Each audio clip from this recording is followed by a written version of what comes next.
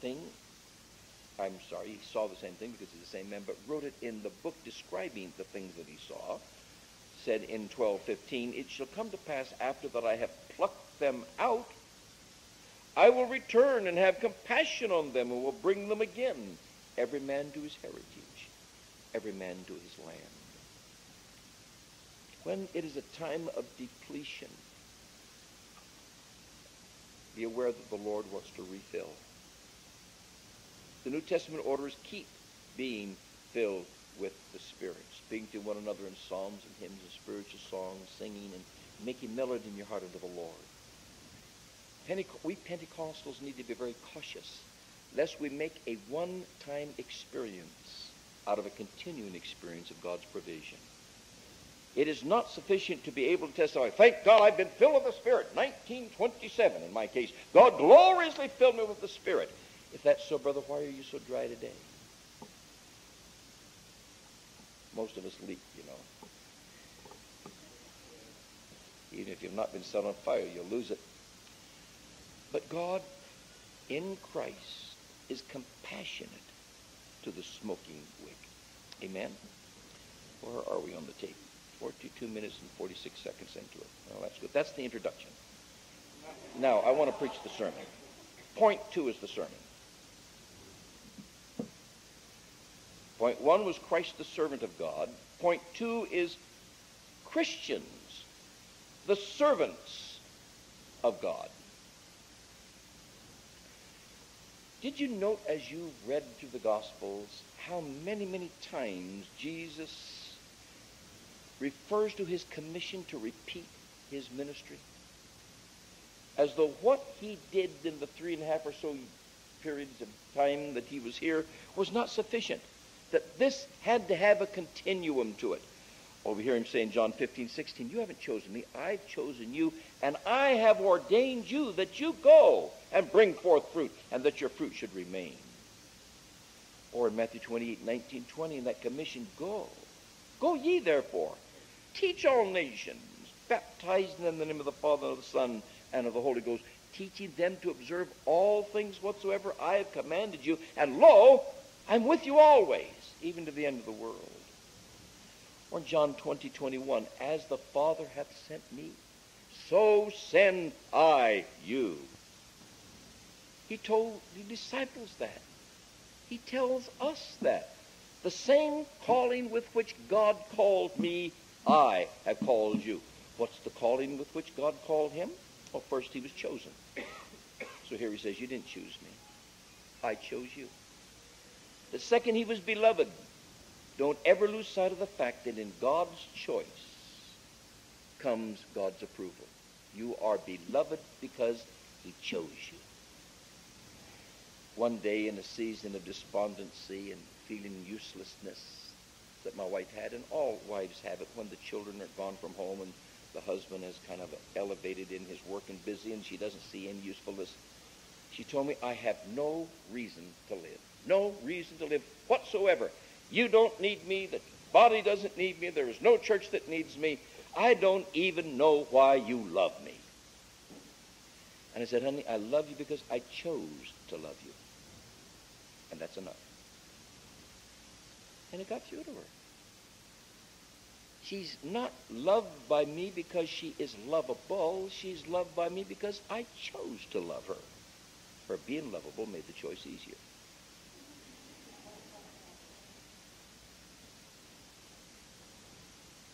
God doesn't love you because of what you do, because of what you are, because of who you are, because of what you do. God loves you, exclamation mark.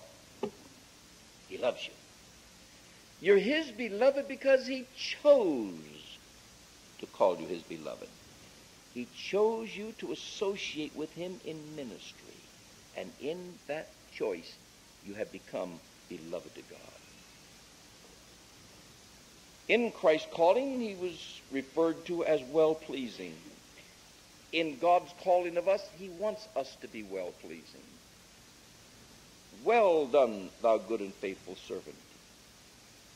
Not much done. Well done.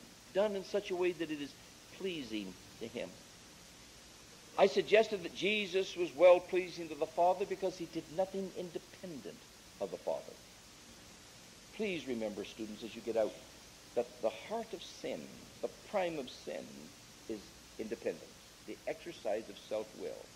At any time we say, I will, that's sin. That's the way it all started. When Lucifer, son of the morning, in the heavens, known as Satan there, by nickname, said, I will. I've been doing it God's way long enough. I will. I got some smarts. I've learned. I will. I'll be. God said, out. Out. Out. The heart of sin is independence. So if we would be well-beloved, we sublimate our will, we submit our will, we surrender our will, is the better word, to God's will. And we can say, I delight to do thy will, O God. Students, may they never be your words that are spoken. May they be God's words. May it not be your deeds that are done, but the things you have seen the Father do. May it not be the exercise of your delights and your desires, but the Father's. We are not workers for God. We are workers together with God. And as long as we are workers with him, we delight him. You say, well, I'm not capable to work with God. You're not capable to work without him. Amen. The small child assisting Daddy in washing the car cannot equal Daddy's capacity. But as long as she works with Daddy and does what Daddy says, it's his delight to have his child work with him. I said that the Lord in his calling had the Spirit.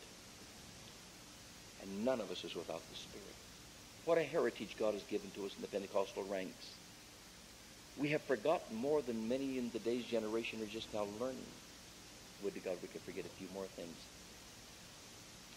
Particularly those things that are heritage, not Scripture. But we have the Spirit. We're comfortable with the Spirit. We're endued with the Spirit. We've learned the speech of the Spirit, the heart of the Spirit. Oh, the calling of God comes with the enablings of God in the realm of his Spirit. But I've majored this evening in talking about the character of Christ. And if Christ's commission is to be repeated on the earth through his present body, which is the church, then I believe that Christ's character should be repeated in his present body on the earth, which is the church. What he is, we are. The very title Christian means Christ imitator, Christ-like one. Peter and John, it was made known that they were not lettered men, nor learned, but the leaders of the day had amazement at what they knew. And it says they took knowledge of them. They had been with Jesus.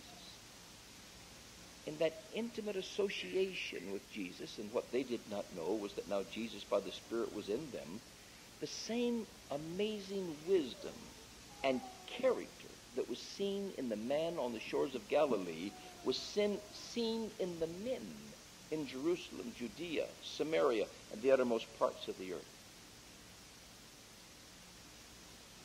Sometimes persons major so strongly in a ministry like Christ, they fail to develop the character of Christ.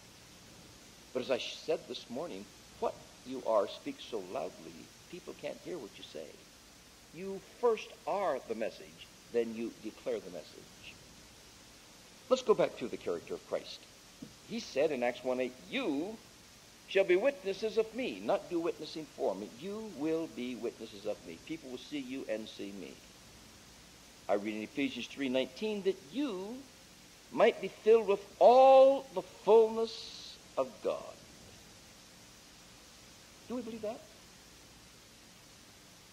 Well, it says here in Isaiah's writings that Jesus was peaceful. He will not strive. students, if we are to manifest the character of Christ, we also must be servants of peace.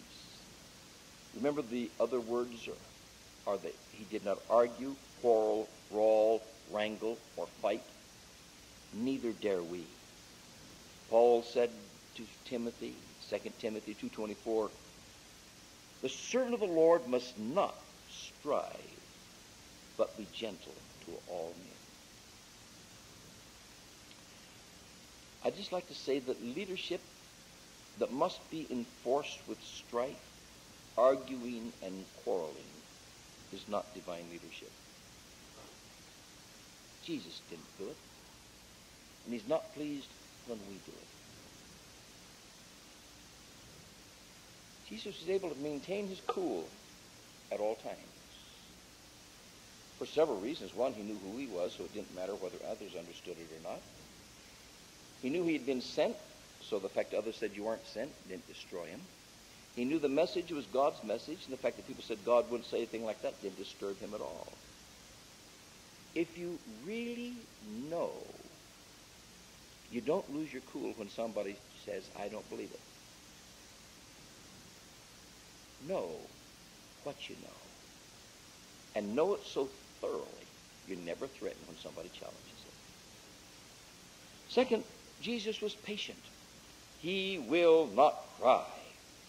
I said that the one with authority need not shout. Now, I think I need to warn you that people will try the patience even of a godly person. Ask Moses.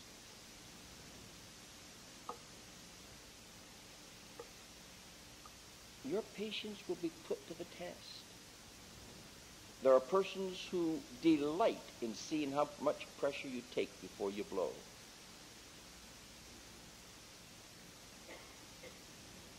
But Christ was as patient as a parent. And just a little patience can make the difference between success and failure. I've been told that so often on the battlefield, the difference between the coward who was court-martialed and the courageous who was given a medal was just a few minutes more patience. Just holding on a little longer. Don't be too quick to run. Don't be too quick to fight. In patience possess ye your soul. Also be patient with people. Unfortunately, you're going to pastor a lot of people that seem stupid. And the reason they seem so stupid is you expect them to get in a 30-minute sermon what it took you 3 years in school to learn.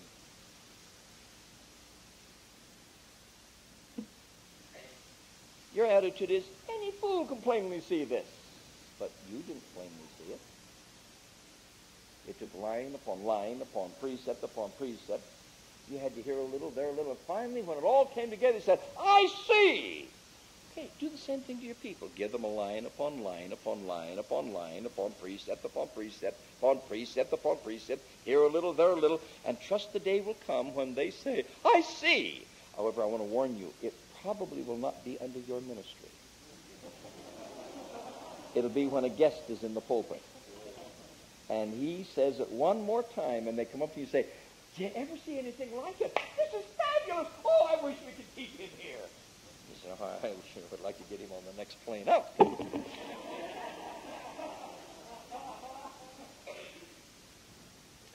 A third manifestation of the character of Christ is that he was private. His voice was not heard in the streets. I'm sure this was not telling us we shouldn't have street meetings, because Jesus did preach in the marketplaces. What Isaiah was crying, or what Matthew was rehearsing, is that he didn't have, as was so common in that day, persons running before him, heralding, the great one is coming. Make way, the great one is coming. Jesus is coming. Make way, everybody, get together. There was no advance publicity necessary for his ministry. Forgive me if this is wrong. I'm sure this is a two-sided coin, and I'm only wanting to look at one side tonight. But if we must self-advertise, we are probably self-appointed.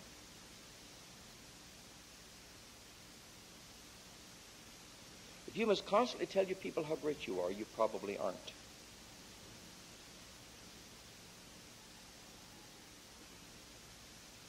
I prefer a simple introduction. I appreciate them here. But there are times when the guest coming among you will bring a written introduction. He wants everything said. And I want to be a bit kind, but I'm talking to students who are going out of the ministry. Brothers and sisters, God has not chosen us to make ourselves big. He who would be great becomes the servant. If he is to increase, we must decrease. And it may not be as prevalent in Canada because God has preserved you from much of our evils. But if you hang on long enough, we'll export it to you. We always send our worst out. But we have a great temptation to hype individuals. I was in a church in February, one of those massive things that deals in the spectacular. They've just had another one of their splits, and they're down to a small group. But you'd think they still had a big crowd out there. And the hype with which I was introduced, I kept looking behind me to see who the speaker was. Didn't recognize myself at all.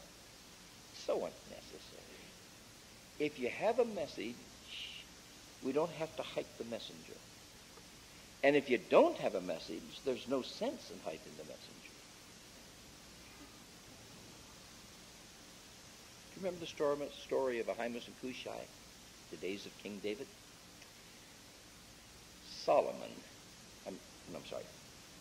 Absalom has been killed in battle. It's the end of an insurrection. And Joab tells Ahimaaz to go and tell the king what you've seen. Cushai says, send me. I want to go too. I want to go. I'm a better runner. I want to go. He said, what do you want to go for? You don't have anything to say. I want to go. So Ahimaaz ran by way of the mountain, which is the territory that had been conquered. Cushai took a shortcut down through the valley where he was opening himself to the enemy attack. Cushai, who had nothing to say, outran the man that did, and that's not too uncommon. And when the watchman said to David, oh, there's a runner coming. David said, what? Who is it? Oh, it's running like Cushai. Oh, he's a good man. He brings good tidings. Cushai ran in, panting. The king says, what's the tidings? Oh, king, live forever. What's the tidings? I don't have a clue. I don't know. I just saw a great tumult, and I took off to tell you. And the king says, oh, step aside. We see another runner. Who's it look like? Looks like Ahimaaz. He's a good man. When he came in, he said, what's the tidings? He said, I would, O king, that all of your enemies were as dead as Absalom. He had something to say. It's not getting there the first. It's getting there with something.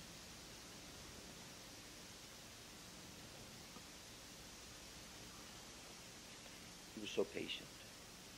He was so private. Don't get involved with hyping your ministry. Don't get involved with hyping your gifts. Again, I ask you to forgive me if I am out of order speaking this here, but I am so sick of the people talking about my gift.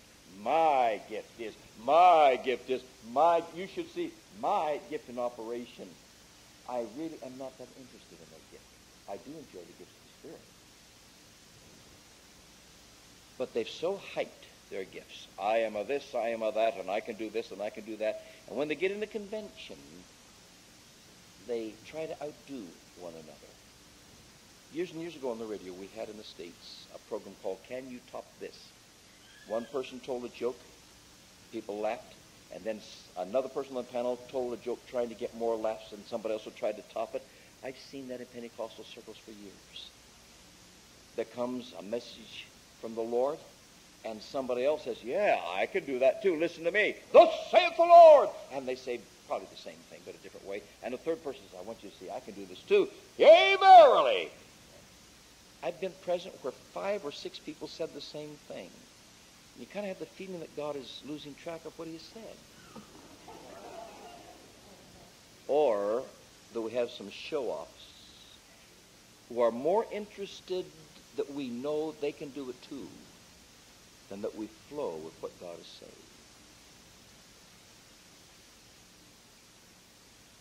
Keep private in your ministries. So many things that are done on the platform would be better done in the prayer room out of sight.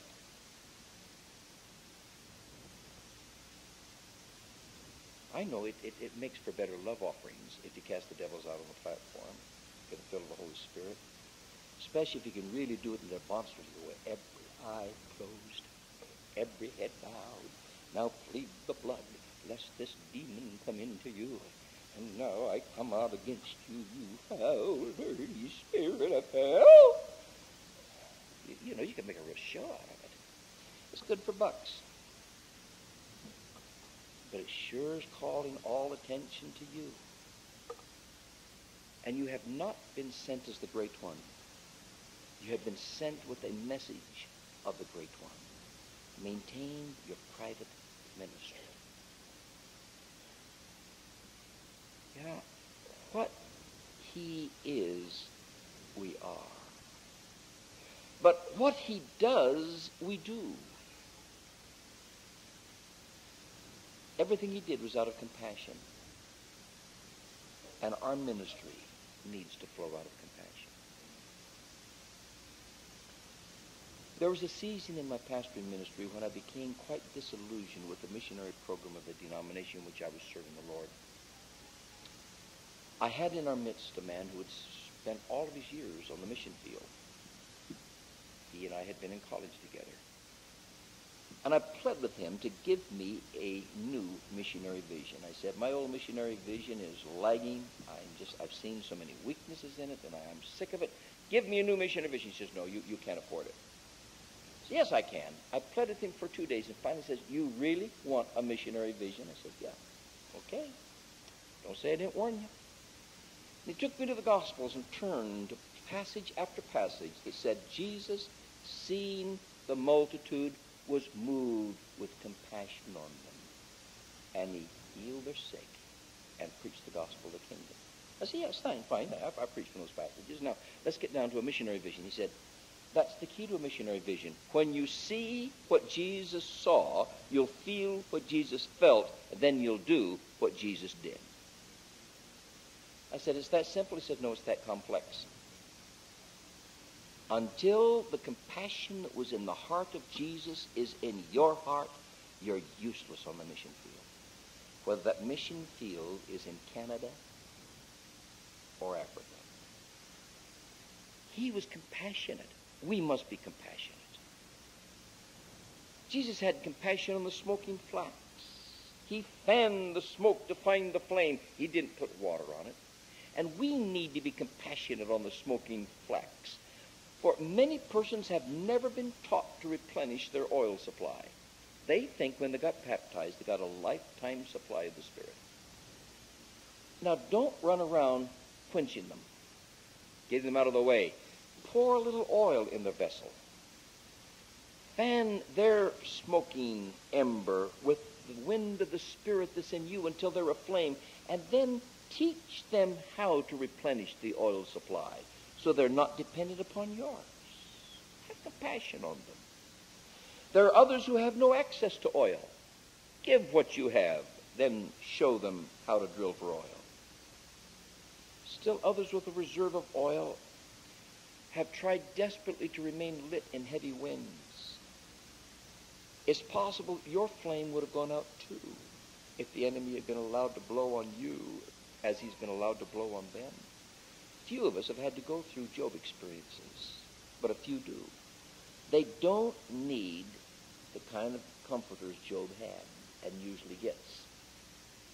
What they need is somebody who can shelter their little wick from the flame, from the wind, until the flame gets a good grip on the oil supply again. Have compassion upon what life and light you can find. We dare not put out hope by being proud or pharisaical servants. Christian servants will not destroy, but will increase. Young people, God has not commissioned you to clean out the church. Don't ever write me a letter bragging that you had a backdoor revival. God hasn't called us to clean out the church, but to build up the church. Those persons that you see as cantankerous, stuck in the muds with no vision for progression, are saints for whom Christ has died. Persons who have borne the heat of the battle, persons who have built the structure and established the reputation and have given the doctrine to the community. Yes, it may be that at the moment they're a bit immobile and they may be more smoke than flame, but get in there and reignite them, refresh their oil supply. That which once was alive within them can yet be alive. They don't need to be thrown out into the potter's field. They just need to be refilled and reflit by the power of God's Spirit. I think we actually need to take extra care with the weak, the exhausted, the faithless, and the cowardly of the church. But Jesus had compassion equally on the bruised reed. And I've deliberately reversed the order that I might close with this. The weary, the worn, the tempest-tossed need compassion too. Now, when you are in ministry, particularly in your early ministries, although I'll confess I still have the same problem, and I come upon a bruised reed, one that has been so flexed in the wind that they've bent and broken, and they start telling me what they've been through, something in me says, I've never been where you are. I've never undergone what you've undergone. I don't know what to say. I don't know what to do. I don't have a ministry to you. I used to avoid them like most people avoid blind people because we don't know how to relate to the handicapped. But I slowly learned, and I hope you can learn from my experience, that most of the time they don't need answers. They need props. And I found if I could just kind of pick them up and put my arm around them and say, brother, I'll stand with you. Sister, I'll stand with you. I haven't been bruised where you're bruised, so I'm strong there. And let's just be a pair together. Let me just be with you for a while. I found that if I can just stand with my arm around persons for a while, both literally and spiritually, that broken, bruised reed begins to get new strength in there. It's almost as though it forms a new joint. After a season, they can stand. I remember taking a small church. The details we haven't taken time for. More bruised, battered church I've never been around. I'll just say this much, that the former pastor had 7 members of the church pregnant by him. 2 of them left within 5 stayed. Little dinky church. It was enough to destroy everybody.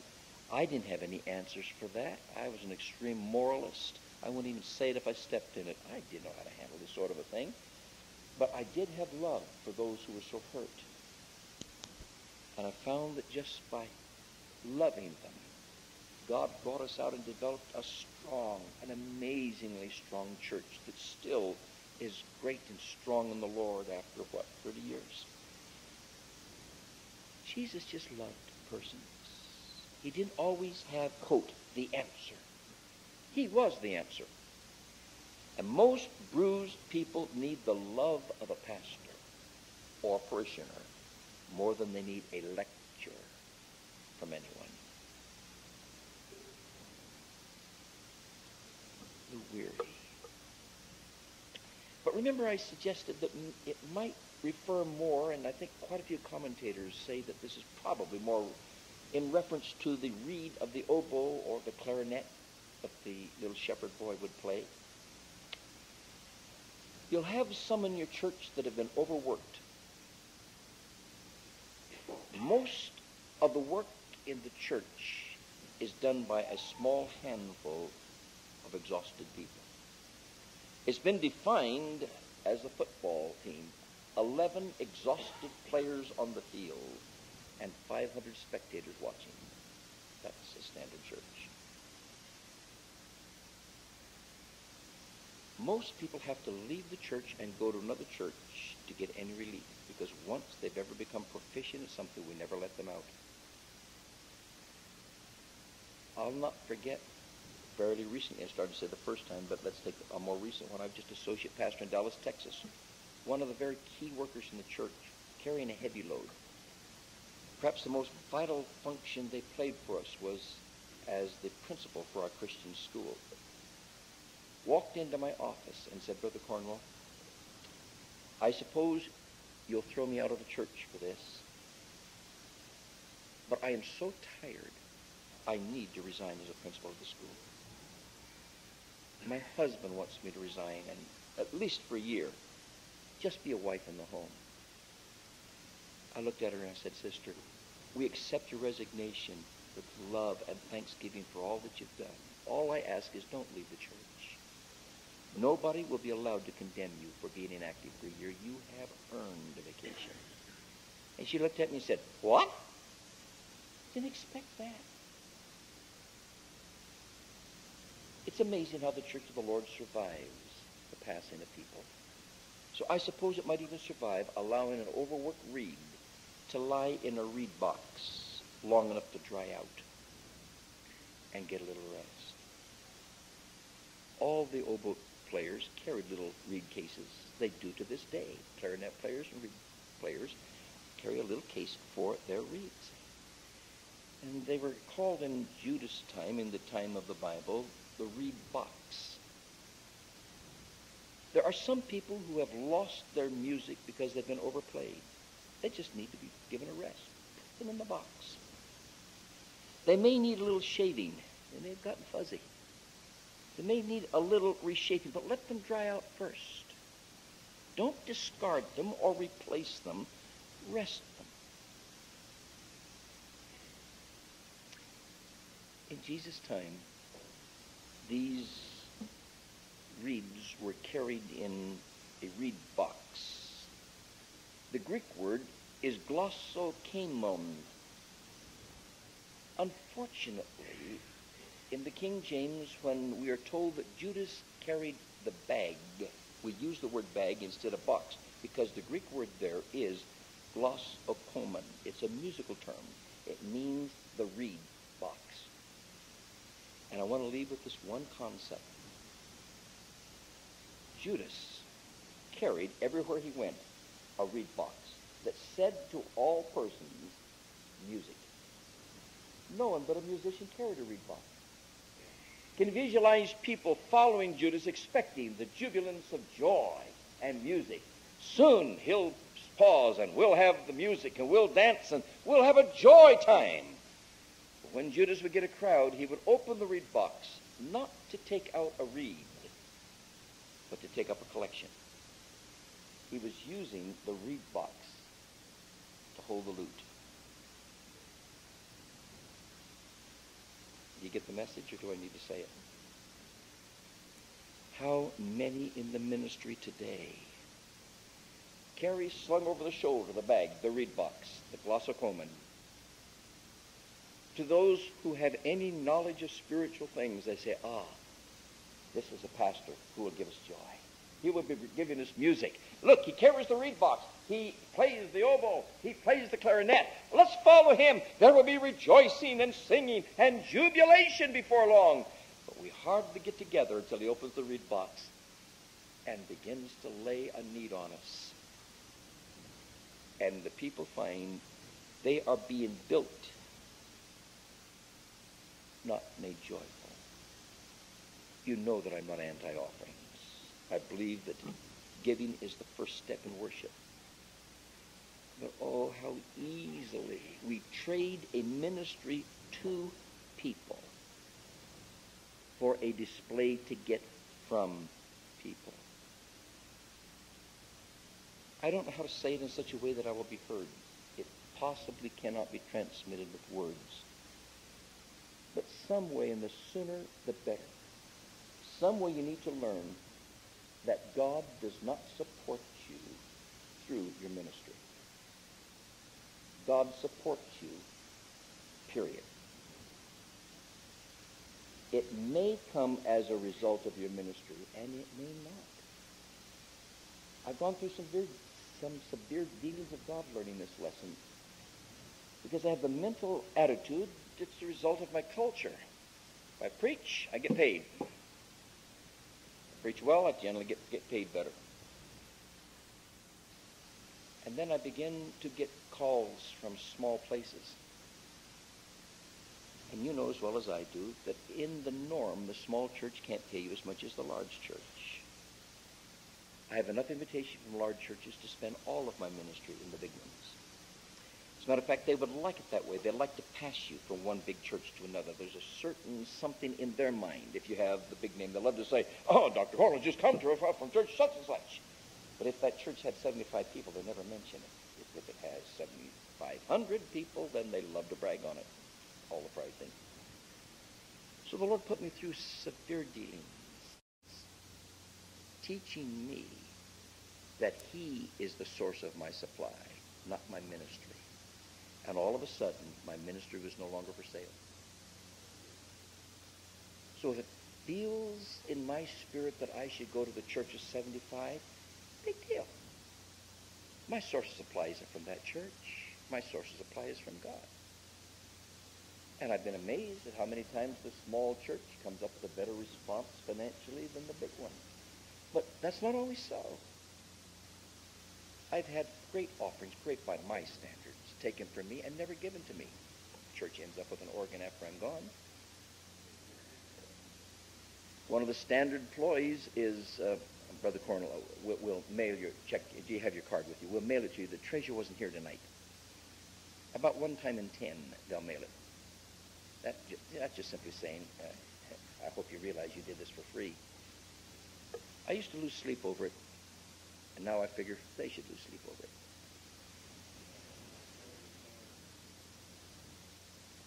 You cheat me out of what is rightfully mine, you've got problems with God.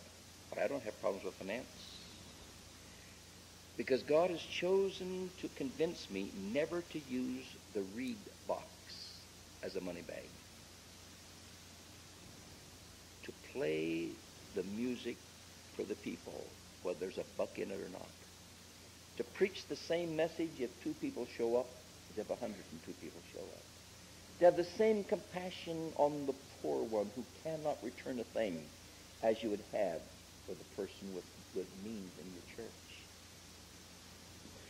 If you become pastors, don't get too concerned about the tithing report. Let somebody else be in charge of that. It always helped me when I got a phone call at 1 in the morning needing help. It helped me not to know that they didn't tithe. I'm human. And I have to balance in my mind, this reed box was never given by God to take up a source of my income. It was given to me to give fresh joy and life and peace and hope and compassion and strength to God's people. And if God doesn't repay me and I go hungry, well, I've hedged the bet a little bit. I could handle 30, 40 days without doing too badly.